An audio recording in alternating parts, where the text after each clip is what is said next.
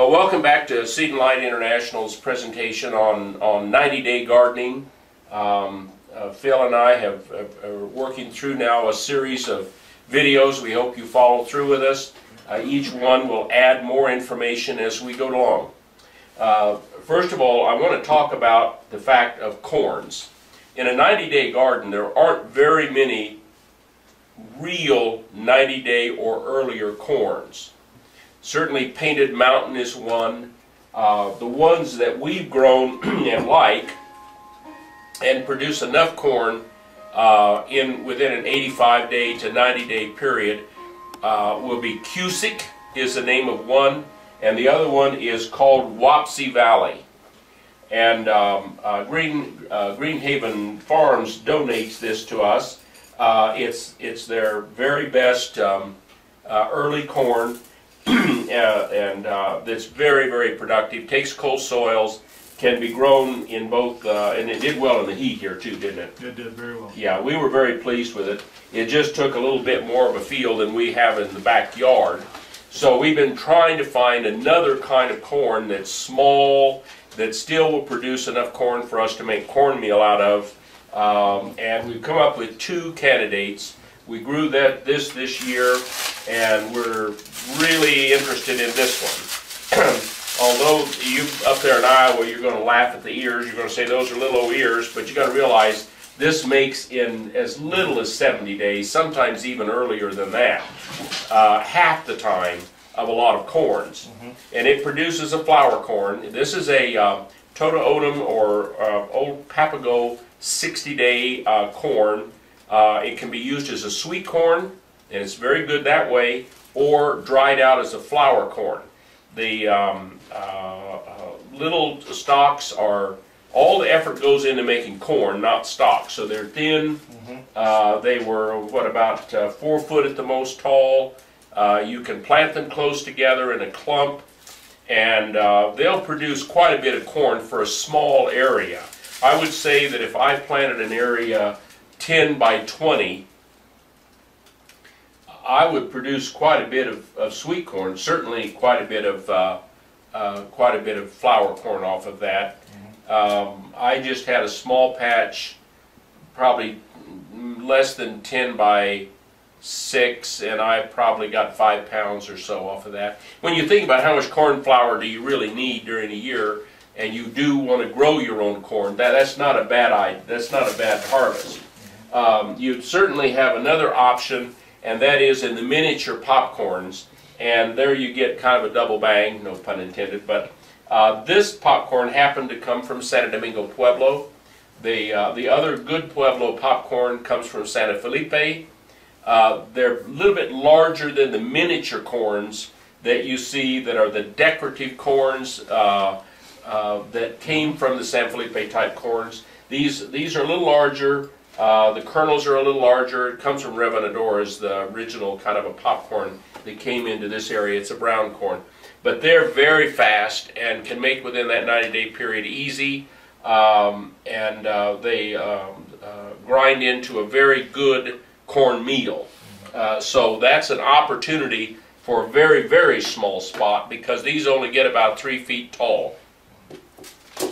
Phil, why don't you give us a little idea on some of the beans that we grew already, and then we'll talk about some we're going to grow. Okay. So last year we picked up some dried beans from Estancia, from a friend out there, and they're this Anasazi bean. It's a small, nice meaty, kind of a little bit of a sweet flavored bean that I went ahead and planted in my 90-day garden, and was able to pull a nice return out of it. And how long a time? I mean, you didn't plant those till way into July. I planted those in the latter part of July, and while I did not pull any of them for green beans, I waited for everything to dry. I had a very nice yield. I would say in a plot of very poor soil,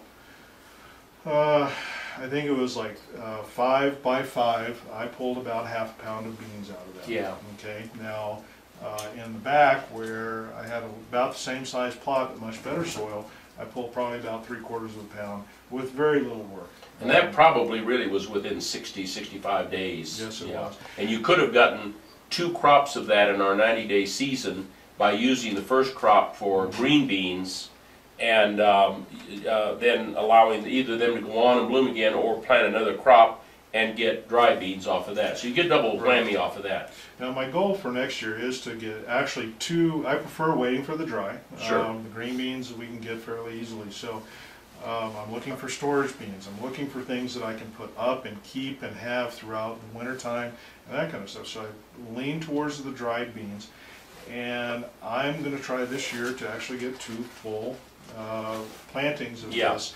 In a larger area. Once in the spring, Yeah. and then once we get past the major heat of the summer in June, towards about the middle of July, really shoot for another full harvest there.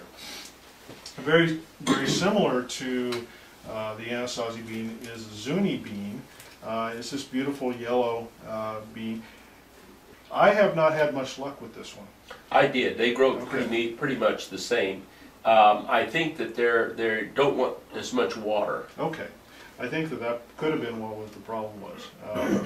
But very wonderful bean, great taste, great flavor, good in a lot of different applications. Yeah.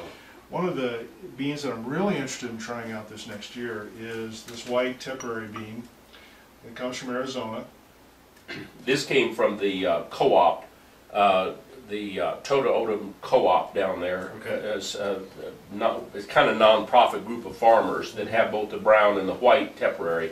So it's easy to find them online. And you can buy them by the pound, and a pound of these little Tipperaries will plant an awful lot. The problem with Tipperaries is they will not grow if there's a lot of water. They just won't produce. So they're known to grow in on rains and probably 50 to 60 days will grow and set their beans, get started on setting their beans. If they get too much more water, they'll stop producing the beans and just sort of set there. They don't like too much water, which is just crazy for our situation, because we're going to be able to grow those in an area and in poorer soil than we would be able to grow elsewhere in the desert condition. Now, the one we've not been real successful of here, I've been successful in Africa with, are the potato beans. Up in Dove, Colorado, they can grow these like crazy, but we think it has to do with the higher altitude. But also the short day. In Africa and Uganda, where they have an even 12-hour day, these set beans very nicely. Here we've tried them in a pretty good sized patch. And Phil, will you tell us how nice the beans looked? Oh, they were so beautiful. And how much did they bloom? Like mad, they bloomed like And mad. how many bees did we have on the blooms? The bees were thick as thieves. Right, and they loved it, didn't they? They really did. And how many pounds of beans did we get? 0. It was a disaster. But they're a good bean. They taste good in soups. They're huge. For cassoulets, a French cassoulet made with that bean is just phenomenal. I am going to try one more year.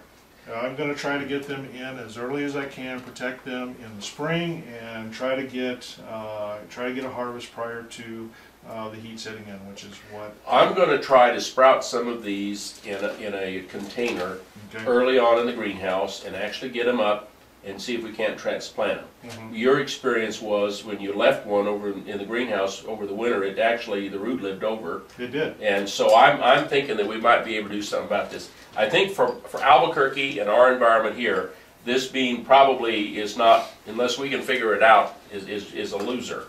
But boy, these Anasazis are really a winner for the amount of time, the amount of where you can grow them in the poorer soils until you've got all of your garden up and going real good.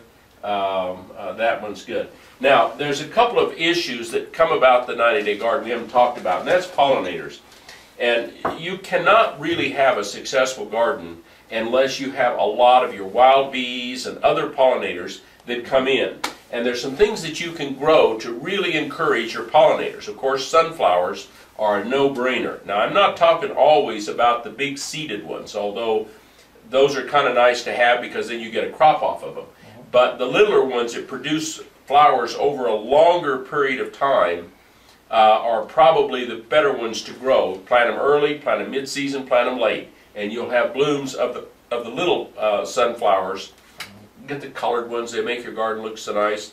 And of course, it brings the birds like crazy too.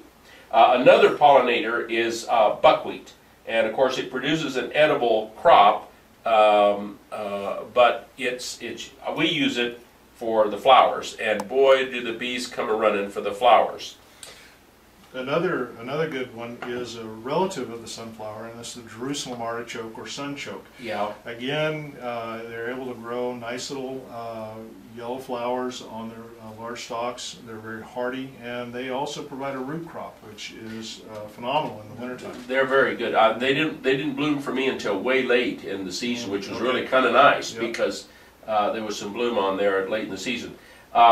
Now let's talk a little bit about onions and garlic while we're doing this. I want to show you there's a lot of different kinds of perennial onions.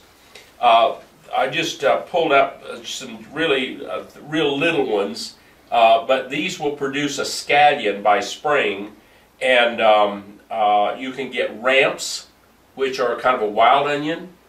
They have multiplier onion. These are a multiplier onion, basically. They don't make a very large bulb, but you can always go out in the garden, even in the middle of the wintertime, and find some green to put in your soup if you want to have a green that way. So while these look a little bit small, they get going.